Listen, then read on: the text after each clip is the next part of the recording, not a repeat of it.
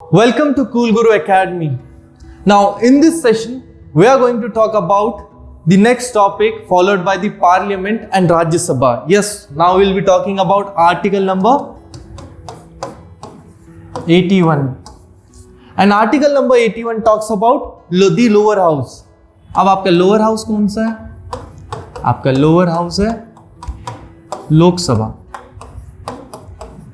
अब जब आप लोकसभा की बात करते हो तो बेसिकली सबसे पहला प्रश्न यही आता है कि कितने लोग बैठते हैं, कौन कहां से चुन के आता है. So step by step will be seeing it. सबसे पहले कितनी सीट्स है, that thing matters.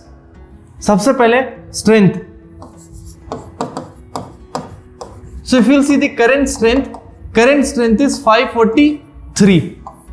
It is 543 members are there presently. Now the next one, what is the maximum strength? Maximum strength is 550 and its allocation is like this कि इसमें से आपकी 530 seats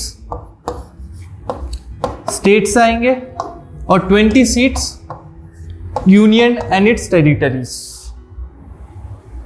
से आएंगी. दैट इज यूनियन टेरिटरीज से आएंगी. अब कौन सी यूनियन टेरिटरीज है जिससे आएंगी? क्या सारी की सारी 8 यूनियन टेरिटरीज से आती? तो answer for this is no.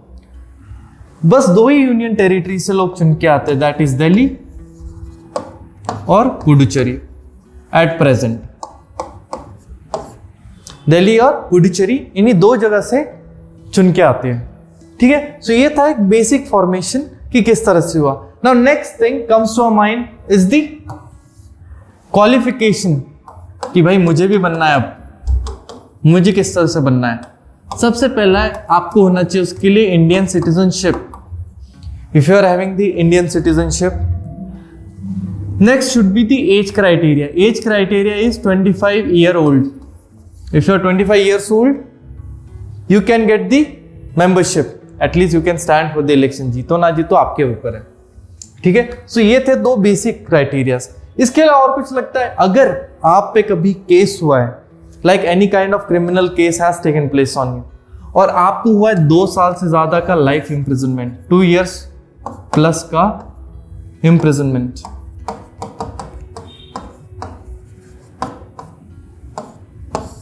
सो इस चीज में आपका admission to Lok Sabha can get cancelled. आपको सीट ही नहीं मिलेगा, नहीं आप इलेक्शन के लिए कंटेस्ट कर सकते हो.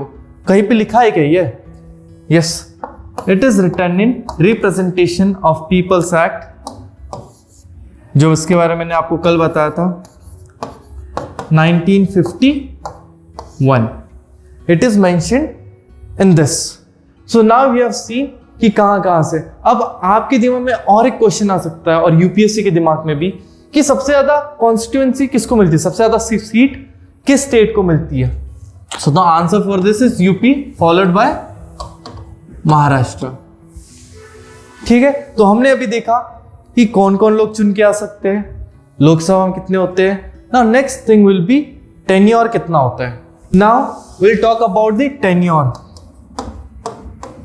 Tenure of Lok Sabha members. Tenure कितना होता है लोकसभा मेंबर्स का? 5 years. अगर इसके बीच में नो कॉन्फिडेंस मोशन पास हो जाता है या फिर सरकार गिर जाती है तो इस केस में इनका टेन्योर कम हो जाता है. ठीक है, तो अगर लोकसभा डिसॉल्व हो जाती है तो इनका टेन्योर कम भी हो सकता है. इनका एट ए टाइम कितना होता है? 5 years. बट कुछ एक्सेप्शनल केसेस में, फॉर एग्जाम्पल नेशनल इमरजेंसी, जिसको हम कवर करेंगे आर्टिकल नंबर 352 में, इसमें देखा जाता है कि लोकसभा के मेंबर्स का tenure at a time 6 months के लिए बढ़ सकता है. एट ए टाइम कितने के लिए? 6 महीनों के लिए बढ़ सकता है. तो इस तरह से हमने एक बेसिक ओवरव्यू ले लिया about Lok Sabha and its members. Now the next thing comes to our mind is about the speaker, that is Lok Sabha speaker. Now अब हम देखेंगे अबाउट द चेयरमैन, या फिर जिसको हम कहते हैं speaker of Lok Sabha. Now speaker of Lok Sabha, जैसे आप देख सकते हो अभी के स्पीकर ऑफ लोकसभा ओम बिरला साहब. अब ओम बिरला साहब के बारे में हम कुछ चीजें जानेंगे. सबसे पहले भाई कौन सा आर्टिकल आता है, पॉलिटी में सबसे पहले पढ़ रहे तो इनके बारे में आर्टिकल नंबर पता होना चाहिए. What is the article number for it? Article number 93. Basic चीज. अब दूसरी चीज, कौन कौन स्पीकर बन सकता है, that is the thing. So who all are eligible? All members of Lok Sabha are eligible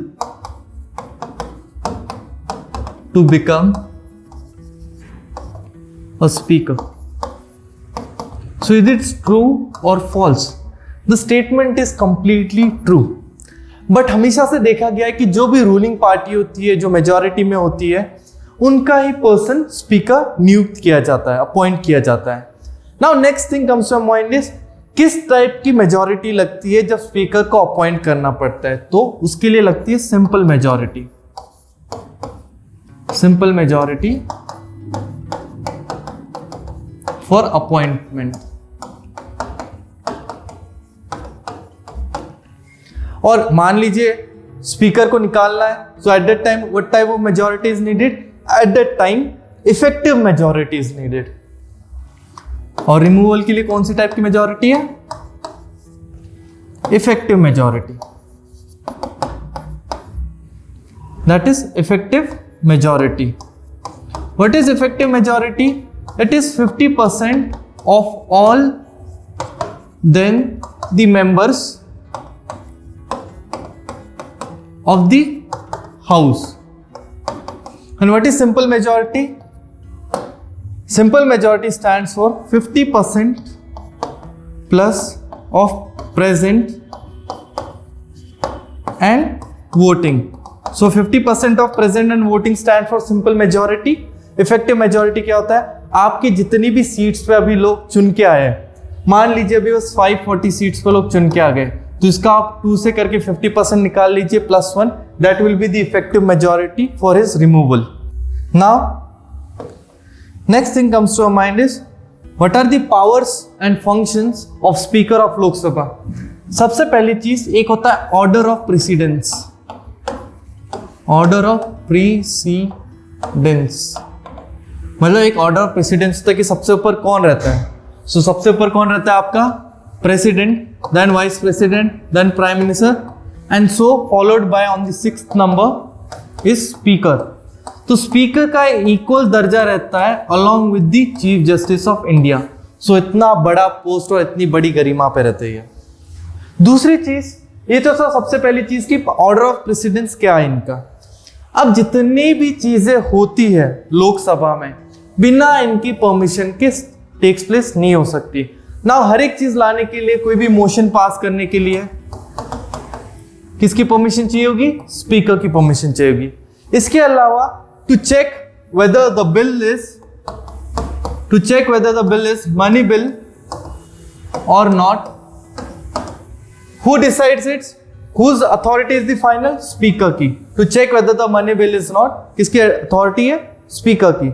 Money bill के बारे में हम कहाँ पढ़ने वाले हैं? We are going to study in article number 110.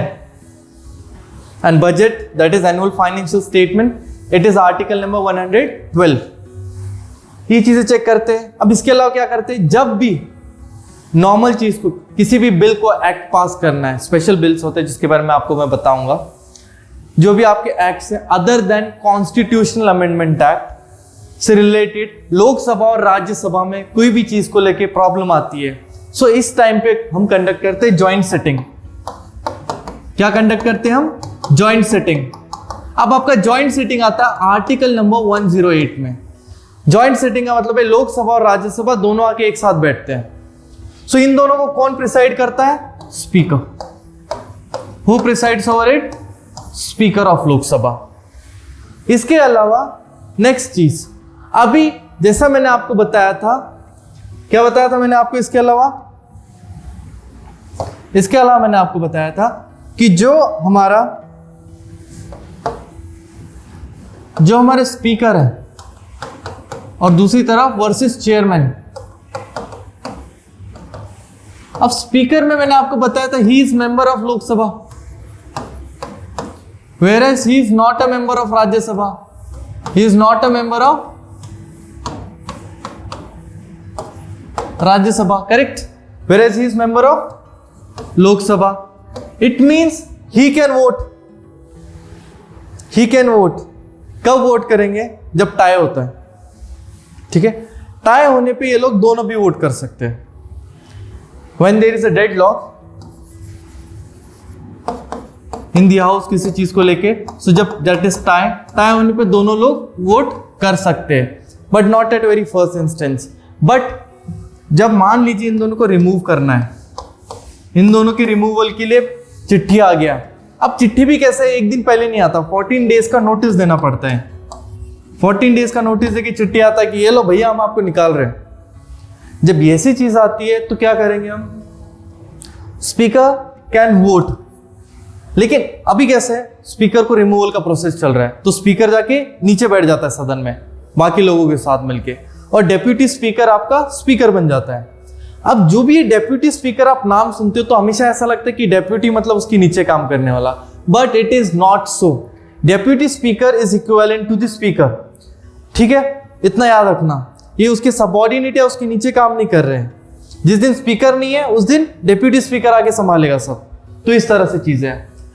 So removal के टाइम पे he can vote at very first instance. He can vote at very first instance, whereas he cannot vote. So ये थी कुछ बेसिक जानकारी and difference between the speaker and the chairman.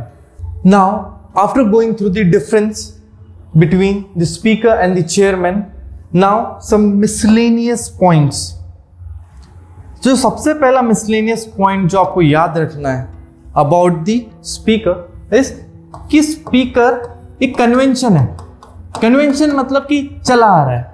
It's not mentioned in constitution. It is not mentioned in constitution. Point to be noted. Constitution कि speaker आपका आता है ruling party से, और जो आपका डेप्यूटी स्पीकर आता है वो आता है ऑपोजिशन पार्टी से. और एक चीज, स्पीकर एक पैनल बना के रखता है ऑफ 10 मेंबर्स. इन केस मान लीजिए स्पीकर नहीं है, डेप्यूटी स्पीकर भी नहीं है, तो कौन हेड करेगा? So there is a member of 10 people जिसको हेड करते हैं, जिनमें से कोई एक बंदा आके स्पीकर का काम कर सकता है. Next thing that comes to our mind is pro tem speaker. अब नई नई लोकसभा आई है, सो टेम्पररी के लिए जब तक प्रेसिडेंट किसी को नियुक्त नहीं कर देते as a speaker, for the temporary being जो इंसान स्पीकर का काम करता है, that is called as pro tem speaker. Usually we have seen कि जो सीनियर मोस्ट मेंबर रहता है लोकसभा का, वो ये काम करता है.